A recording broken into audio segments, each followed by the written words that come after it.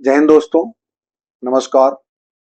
आपके अपने YouTube channel Akshay Rajguru याद जी पर हार्दिक स्वागत एवं अभिनंदन है। आज हम बात करेंगे इतिहास के उस अध्याय पर जो कि भारतीय इतिहास में एक सुनहरे पन्नों के रूप में याद किया जाता है। व्यक्तित्व सुभाष चंद्र बोस और आजाद हिंद फौज। यह केवल मात्र एक इतिहास ही नहीं है, बल्कि करोड़ों दिलों की धड़कन है जो कि भारत मां को स्वतंत्रता की बेड़ियों से मुक्त कराने का एक संघर्ष के रूप में परिणत होकर के एक अनोखा अद्भुत प्रयास न कि भारतवर्ष में बल्कि भारतवर्ष से बाहर विदेशों में भी चलाया गया। हमने वीडियो बनाया था द्वितीय विश्व युद्ध के दौरान का पर्ल हार्बर पर जापान द्वारा अटैक, प्रशांत महासागर में अमेरिकन नेवल बेस पर, उसके पश्चात हिरोशिमा नागासाकी पर अमेरिका द्वारा परमाणु बम गिराना 6 अगस्त और 9 अगस्त 1945 को, और उसी से जुड़ा हुआ सुभाष चंद्र बोस का धुरी के देशों से मिलकर के भारत को स्वतंत्र कराने का प्रयास। तो आज हम बात करेंगे सुभाष चंद्र बोस का भारत में प्रयास, स्वतंत्रता आंदोलन में उनका योगदान, और उसके बाद विदेशों में जाकर के मास्को से जर्मनी, जर्मनी से फिर जापान, उनके द्वारा जो प्रयास किया गया उसका दूसरे पार्ट में हम वीडियो बनाएंगे। तो चलते हैं, आइए बढ़ते हैं आगे की तरफ। सुभाष चंद्र बोस के बारे में थोड़ा जानते हैं। सुभाष चंद्र बोस जी का जन्म 23 जनवरी 1897 ईस्वी में महानदी के तट पर बसे हुए कटक, जो वर्तमान उड़ीसा में है, वहां इनका जन्म हुआ था।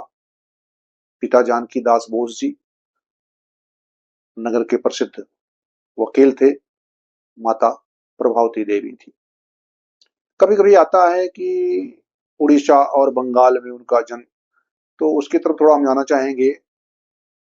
अंग्रेजों के समय में बंगाल जो प्रेसिडेंसी था उसके अंदर ही बिहार और उड़ीसा डिवीजन दोनों आते थे।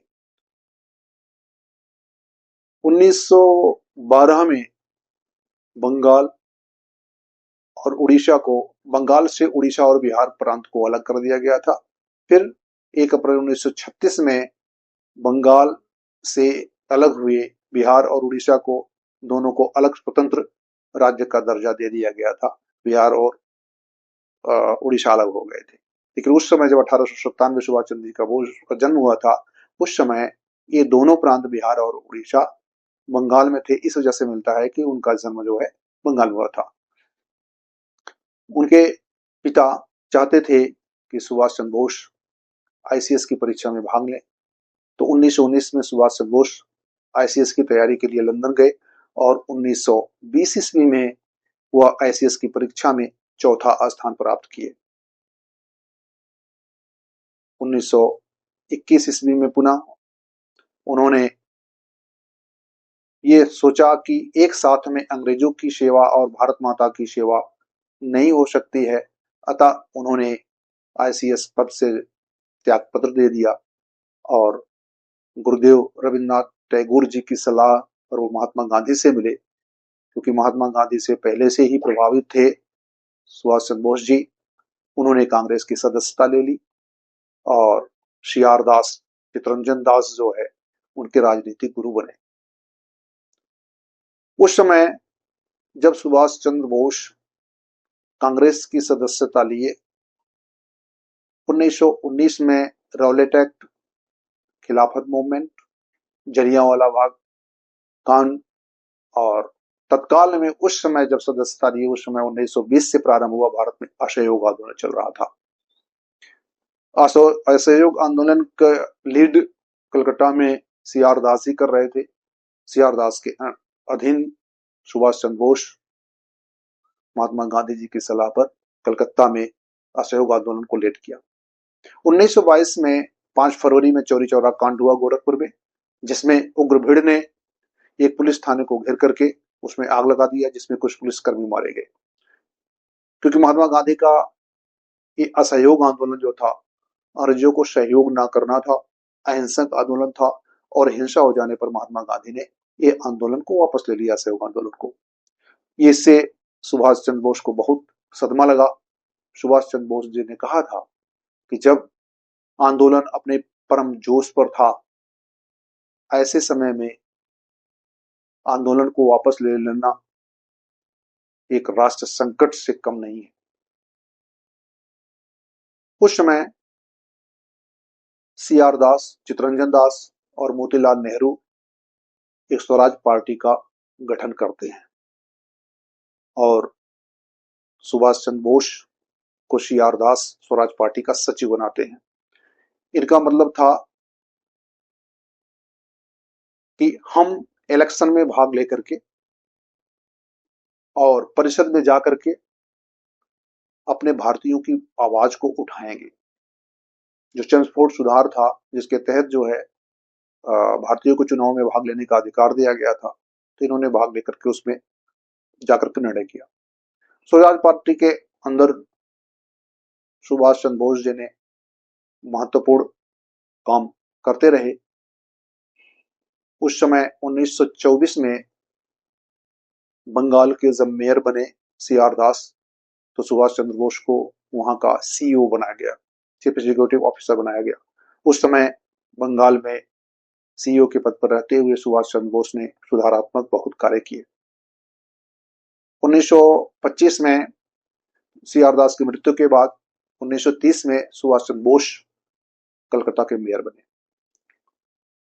अब उसमें 1922 ईस्वी से लेकर के देखा जाए तो 1927 ईस्वी तक राजनीतिक पटल से, आंदोलनों से महात्मा गांधी जी चरखा, खादी इत्यादि में संलग्न हो गए थे, और स्वराज पार्टी और क्रांतिकारी, जिसमें इसी समय में काकोरी कांड भी हुआ था 1925 में। तो इस तरह से गतिविधियां चल रही थी। और संवैधानिक सुधारों को लेकर के जब 1927 में ब्रिटिश 7 सांसदों का एक दल भारत में आया, जिसको साइमन कमीशन कहा जाता था, जिसमें कोई भारतीय सदस्य नहीं था, पूरे सब अंग्रेज थे, इसका भारत में विरोध किया गया। साइमन वापस जाओ। लाहौर में पंजाब केसरी लाला लाजपत राय आंदोलन की अगुवाई कर रहे थे, जो अंग्रेजों के लाठीचार्ज में वो शहीद हो गए थे। उन्होंने कहा था कि मेरे शरीर पर पड़ी पड़ी एक एक लाठियां जो हैं, अंग्रेजी शासन के ताबूत में एक एक कील का काम करेंगे। और इसी का बदला लेने के लिए खून का बदला खून कहते हुए भगत सरदार भगत सिंह, सुखदेव और राजगुरु ने सैंडर्स की हत्या किया था। आगे चलते सुभाष चंद्र बोस के बारे में। साइमन कमीशन का सुभाष चंद्र बोस जी ने विरोध किया था। भारत में यह आंदोलन इतने बड़े पैमाने पर हुआ था कि अंग्रेज हिल गए थे, और उन्होंने राउंड टेबल कॉन्फ्रेंस अर्थात गोलमेज सम्मेलन का आयोजन किया। प्रथम गोलमेज सम्मेलन में भारतीय कांग्रेस पार्टी ने भाग नहीं लिया, जिसकी वजह से अंग्रेजों को लगा कि जब तक कांग्रेस पार्टी भाग नहीं लेती है, तब तक ये भारत का पूरा प्रतिनिधित्व नहीं माना जाएगा। उन्होंने तत्कालीन वायसराय लॉर्ड इरविन को बताया, महात्मा गांधी से को प्रेरित कीजिए और गोलमेज सम्मेलन में वो भाग लें। 1931 को गांधी इरविन पैक्ट समझौता होता, जिसको दिल्ली पैक्ट के नाम से भी जाना जाता है। उसमें महात्मा गांधी ने अपना आंदोलन वापस ले लिया और सम्मेलन में भाग लेने के लिए जो है राजी हो गए। और इरविन जो है, जो अहिंसात्मक कैदी थे, बंदी थे, उनको मुक्त करने का वचन दिया, और महात्मा गांधी द्वितीय गोलमेज सम्मेलन में लंदन जाने के लिए तैयार हुए। सुभाष चंद्र बोस का यह मत था कि वहां अंग्रेजों के बीच में अकेले गांधी जी भारत का प्रतिनिधित्व करते हुए भारत के संपूर्ण मुद्दों को नहीं रख पाएंगे, बल्कि कांग्रेस तरफ से और लोगों का चुनाव किया जाए, जिन्हें भेजा जाए। गोलमेज सम्मेलन में। महात्मा गांधी जी गए, हुआ वही जो सुभाष चंद्र बोस ने कल्पना किया था। वहां पूरी बात सुभाष चंद्र बोस नहीं रख पाए थे। सुभाष चंद्र बोस जो कह रहे थे वही हुआ कि गांधी जी पूरे अपने जितने सूत्रों पर कांग्रेस पार्टी बातें करना चाहती थी, पूरी बातें वहां गांधी जी अपनी नहीं रख पाए थे। वहां से आने के बाद गांधी जी ने पुनः अपना आंदोलन प्रारंभ किया। सविनय अवज्ञा आंदोलन 1930 में जो प्रारंभ हुआ था, 1930 से लेकर के 1932 तक 3 गोलमेज सम्मेलन हुए थे। उसके पहले 1928 में मोतीलाल नेहरू ने एक नेहरू रिपोर्ट अपनी प्रस्तुत की थी, जिसमें डोमिनियन स्टेट की बात की गई थी। लेकिन उस समय कांग्रेस के युवा नेता जो दो थे, सुभाष चंद्र बोस जी और पंडित जवाहरलाल नेहरू, नेहरू रिपोर्ट में जो डोमिनियन स्टेट की बात की थी, ये इस पर राजी नहीं थे। वो चाहते थे कि भारत एक पूर्ण स्वराज्य हो। इसी को लेकर के सुभाष चंद्र बोस और जवाहरलाल नेहरू ने इंडियन इंडिपेंडेंस लीग की स्थापना की थी। कांग्रेस के अंदर एक अलग पार्टी की स्थापना की थी। लेकिन महात्मा गांधी से वार्ता के बाद मन मनोबल हुआ कि एक साल तक 1928 तक अगर कांग्रेस को डोमिनियन स्टेट ब्रिटिश गवर्नमेंट दे देती है तो ठीक है, नहीं तो फिर आंदोलन किया जाएगा। जैसा कि हुआ, कांग्रेस अपनी बातों पर अडिग थे और अंग्रेजों ने डोमिनियन स्टेट नहीं दिया। अतः 1929 ईस्वी में लाहौर में रावी नदी के तट पर जब कांग्रेस का अधिवेशन हुआ, पंडित जवाहरलाल नेहरू उसके अध्यक्ष थे। उस समय जो है पूर्ण स्वराज की मांग की गई और वहां राष्ट्रीय ध्वज फहराया गया और तभी निर्णय लिया गया था कि प्रतिवर्ष 26 जनवरी के दिन ध्वजारोहण किया जाएगा। अब इस समय तक सुभाष चंद्र बोस की जो पूर्ण स्वराज की मांग थी वह पूरी हो गई थी और भारतीय राष्ट्रीय कांग्रेस जो थी उसमें कार्यकारिणी जो समिति थी उसमें सुभाष चंद्र बोस का महत्व काफी बढ़ गया था और गोलमेज सम्मेलन इधर फेल्योर हो गया था और गांधी इरविन पैक्ट 5 मार्च 1931 को गांधी इरविन जो पैक्ट हुआ था और 23 मार्च 1931 में सरदार भगत सिंह, शिवराम राजगुरु और सुखदेव को फांसी दी गई थी। इससे भी महात्मा गांधी के प्रति जनता में काफी आक्रोश भरा हुआ था और सुभाष चंद्र बोस भी भगत सिंह इत्यादि को फांसी देने को अच्छा नहीं मानते थे। इस दौरान सुभाष चंद्र बोस की जो किताब थी इंडियन स्ट्रगल्स, उस पर जो है पाबंदियां लगा दी गई थी।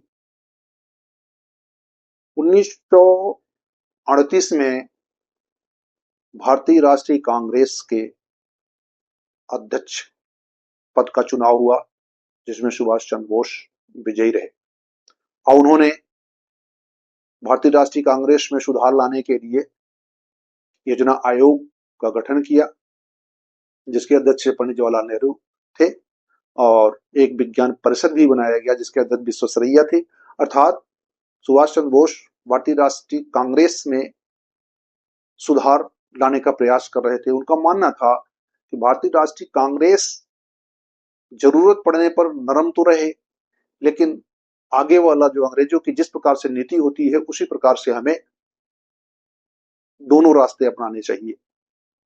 शस्त्र भी अपनाना चाहिए जरूरत पड़ने पर। तो एक आर्मी का भी गठन करना चाहते थे और जो क्रांतिकारी थे भारतीय राष्ट्रीय कांग्रेस से बाहर रह करके जो कार्य करते थे उनको भी एक मुख्य धारा में लाने का प्रयास सुभाष चंद्र बोस जी का रहता था।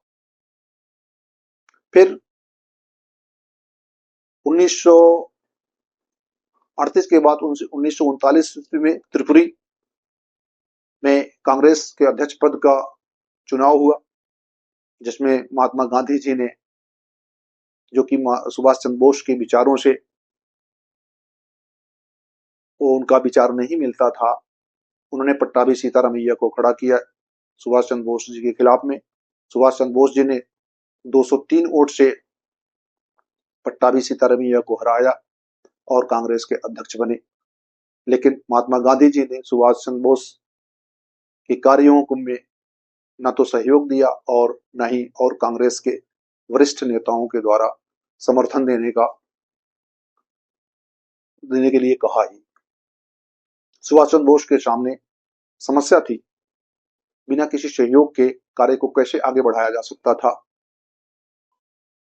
अंततः 29 अप्रैल 1939 को सुभाष चंद्र बोस ने भारतीय राष्ट्रीय कांग्रेस के अध्यक्ष पद से इस्तीफा दे दिया और 3 मई 1939 में एक फॉरवर्ड ब्लॉक अलग पार्टी का गठन किया। सुभाष चंद्र बोस को था कि अभी विश्व युद्ध कभी भी प्रारंभ हो सकता है।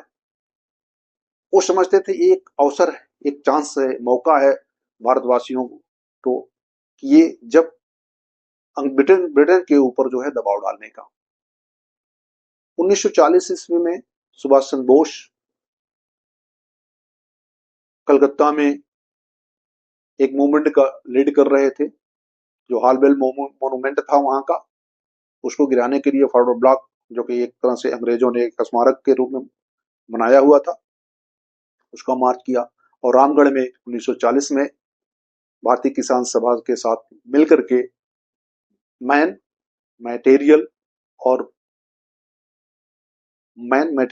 मनी की सप्लाई को अंग्रेजों को नहीं पहुंचाने का जो है निर्णय लिया, क्योंकि 1 सितंबर 1939 को द्वितीय विश्व युद्ध का प्रारंभ हो चुका था और तत्कालीन वायसराय लिलिथगो जो थे, उन्होंने बिना कांग्रेस या किसी की अनुमति के यह बता दिया कि भारत एलॉय के साथ में, अर्थात ब्रिटेन, फ्रांस, अमेरिका, रूस इत्यादि जो एक ग्रुप था विश्व युद्ध में, और दूसरा ग्रुप जापान, जर्मनी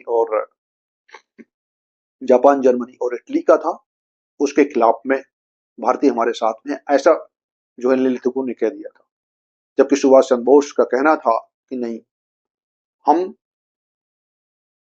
अंग्रेजों के साथ में नहीं, मैन, मनी और मटेरियल, इस चीज का हम अंग्रेजों को सपोर्ट नहीं करेंगे भारत की तरफ से। इस तरह से सुभाष चंद्र बोस का अपना आंदोलन चल रहा था। अंग्रेजों ने भारतीय सुरक्षा अधिनियम के तहत सुभाष चंद्र बोस को गिरफ्तार कर लिया, उनको जेल में डाल दिया। सुभाष चंद्र बोस ने आमरण अनशन किया, क्योंकि सुभाष चंद्र बहुत बड़े नेता थे, अंग्रेज डर गए थे कहीं जेल में ऐसा कुछ हो गया तो बहुत मुश्किल हो जाएगा। उन्होंने सुभाष चंद्र बोस को उनके घर में नजरबंद कर दिया। वहां से यहां तक लंबा वीडियो हो रहा। इसके बाद से सुभाष चंद्र बोस का जो अगला फेज शुरू होता है, जब सुभाष चंद्र बोस अपने घर से 16 जनवरी 1941 को अपने भतीजे शिशिर बोस के साथ में एक पठान का वेश धारण करके मोहम्मद जियाउद्दीन का कालका मिल से दिल्ली आते हैं, दिल्ली से फ्रंटियर मिल से पेशावर जाते हैं, पेशावर में वहां से फिर इटालियन नाम से वीजा बना करके वो मास्को जाते हैं, मास्को से फिर बर्लिन जाते हैं, बर्लिन से फिर जापान जाते हैं, सिंगापुर में आजाद हिंद फौज का कमान संभालते हैं और भारत को स्वतंत्रता करने के लिए वो अपनी फौज लेकर के भारत पर अंग्रेजों को भगाने के लिए आक्रमण करते हैं। ये जो वीडियो, अगला वीडियो हम बनाएंगे सुभाष चंद्र बोस के बारे में, आजाद हिंद फौज का दूसरा पार्ट होगा। तो वीडियो थोड़ा लंबा हो रहा है, अगर आपको अच्छा लगा हो हमारा यह वीडियो तो आप हमारे वीडियो को लाइक करें, शेयर करें और सब्सक्राइब करना ना भूलें। और अगला वीडियो अगले सुभाष चंद्र बोस और आजाद हिंद फौज का विदेशों में जो सुभाष चंद्र बोस ने प्रयास किया, उसका अगला वीडियो आप लोगों के समक्ष लेकर के आए। तो रहिए, जय हिंद, जय भारत, धन्यवाद।